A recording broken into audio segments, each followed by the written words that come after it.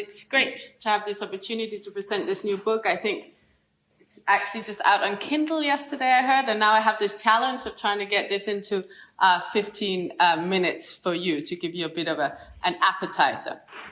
And really the sort of general theme of the book is one of polarization, how it comes about, and what the consequences are.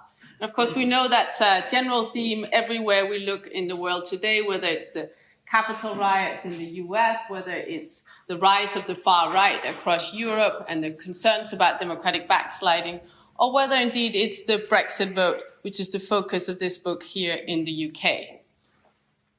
And disagreement really is, of course, central to democracy. You know, we have political disagreements, we have debates, that's what the very lifeblood of democracy. However, sometimes that kind of disagreement can solidify into something that has negative consequences for democracy. As Lipset says in this quote here, it can even come to the point where they threaten to disintegrate society, or certainly where it leads to distrust between people who were friends and neighbors and family members, where it leads to distrust in institutions and so on. And that's really part of the theme of this book, which is why we entitled it Tribal Politics. It's co-written with James Tilley, who's professor at the University of Oxford. And we took the starting point in this book in what happened 10 years ago, almost to the day in a couple of months, 10 years ago with the Brexit vote, but not looking at that moment in time, but really looking at what happened with British society and British politics in that decade since. And one way in which this book differs from a lot of the work that's been done on effective polarization is that we go beyond partisanship. So most of the work in this area has looked at partisanship at the heart of effective polarization, and that's because it's mostly focused on the United States, where, of course, partisanship has become stronger, more intense, and really the battle there is between Republicans and Democrats. But in Europe, if we look around us, not only here, but also on the continent, we've seen a decline in partisan attachment. So what we wanted to look at was to say, can you have that kind of a polarization, but not based on partisan identities? And specifically, when does it occur that we have issue-based political identities that emerge? And what are the consequences of them? So the starting point, theoretically, of this argument that we put forward in the book is one of social identity theory. So we all have multiple social identities, whether it be, you know, as a mother, as a professor, as a teacher, and so on. But some of them become politically mobilized. Now, a social identity is one where you identify with a particular group. You can also clearly demarcate who does not belong to that group. And moreover, you know what the sort of basic values and norms of that group are. And in the political science literature and the social science literature more broadly, a lot of the work on the power of social identities have focused on what we can think of as ascriptive characteristics like class and ethnicity, or stable political identities like partisanship. So here are some posters here from a photo and a poster from United Kingdom, where clearly class has been a fundamental identity, a social group membership identity for decades, and also political partisanship. Here it's a Labour Party poster built around that social identity. But that, of course, has been in decline. There's been a social and economic change that means that these kind of identities are less powerful today than they were. And instead, we argue that you can see the emergence potentially of new issue-based identities. And we define that as social identities that are rooted in a sense of belonging, but based on shared opinions on specific political issues that differentiate you, the in-group, from the out-group, where you have different views on that issue. Now, of course, we have lots of issues and lots of opinions on lots of different issues, and that doesn't mean that it becomes an identity for us. We might have certain views on climate action, certain views on childcare benefits, and so on, but it doesn't become an identity in and of itself. So the question we ask in the book is really, when is it that you get issue-based identities emerge and polarization around those identities? And we set out three kind of main criteria, conditions under which this is more likely to happen.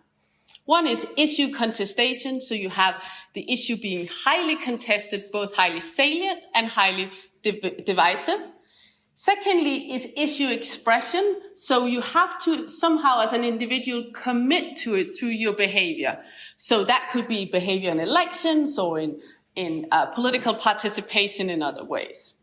And finally, and this is important in a system structured around party political competition, there has to be a lack of issue alignment. So most political issues get absorbed by partisan identities. So I have this view on immigrants, and that might align with my partisanship in some way or another. But when you get issues that emerge that cross-cut traditional partisan identities, that's when you're more likely for those issues to emerge as a separate identity.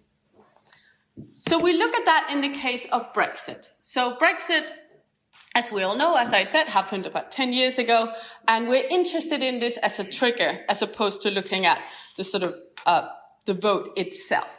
And it has these, it sort of had a Goldilocks mixture of all of these three conditions that led to the emergence of new identities.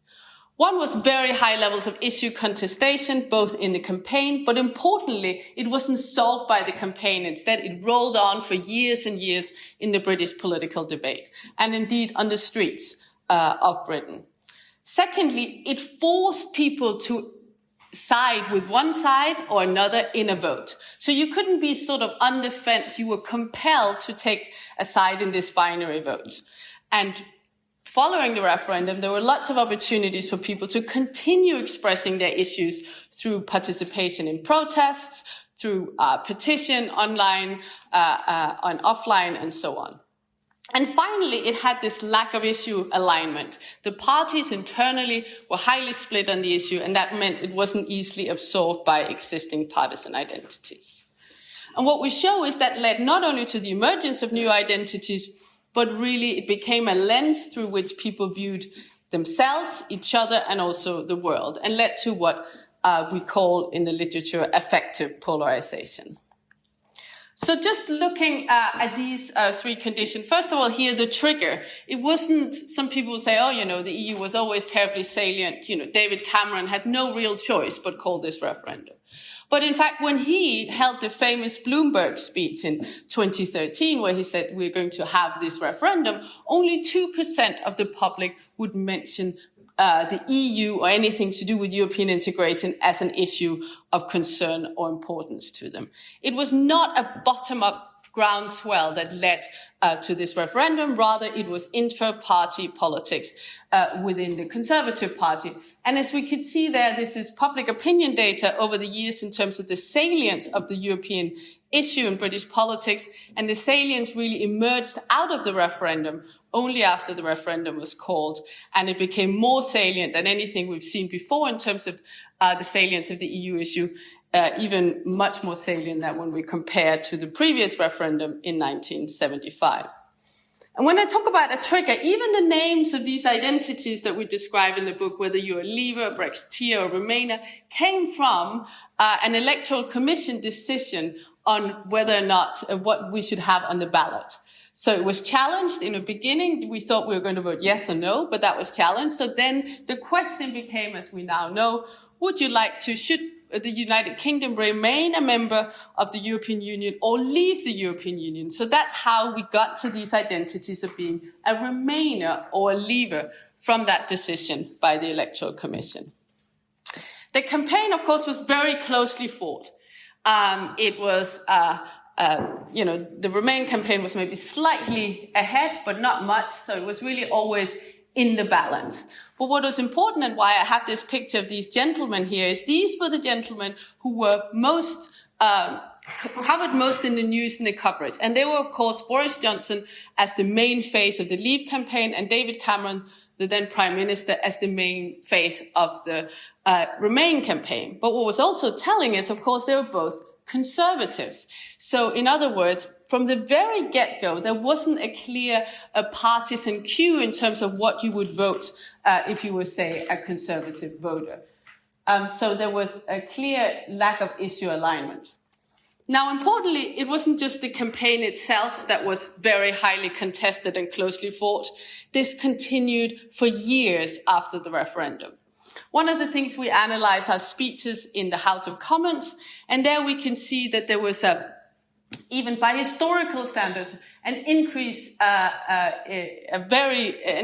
the mentions of the EU in the House of Commons, to an extent that when it was at the very height, every 5 minutes when there was a debate in the House of Commons would someone mention Brexit, regardless of what the debate was on. And of course, people took to the streets in some of the biggest protests ever seen in the United Kingdom and in the biggest ever online petitions to vote, call for a second vote on the question of the EU. So this was not an issue that was settled because the vote came out in favor of leaving the European Union. Rather, it was fought over and over again online, on the streets, and on a daily basis in the House of Commons, which led to these identities solidifying and remaining salient. Now, it actually took a global pandemic to take this off the headlines in the United Kingdom. Now, what this led to, this issue contestation, this issue expression, and this lack of alignment with partisan identities, was the emergence of these new identities. Now, if we ask a standard question, which aligns with what we normally ask about on partisanship, whether you think of yourself as a Leaver or Remainer, we saw that at its height, about 3/4 of people would think of themselves either as Leavers or Remainers. And that has declined slightly, but it has remained remarkably sticky over time, and particularly, as you can see here, amongst Remainers. Now, what's also notable is that if we ask the strength of the identity and we ask a lot of other questions to get a sense of whether this is indeed an identity and not just an attitude expression, we see that this is much higher, much more strongly felt than equivalent partisan identities being, for example, a Conservative or a Labour supporter. So we had the emergence of these identities. And what we also then look at in the book is what were the consequences of that? What was the sort of tribal politics that led to? We look at the outgroup animosity and prejudice between people.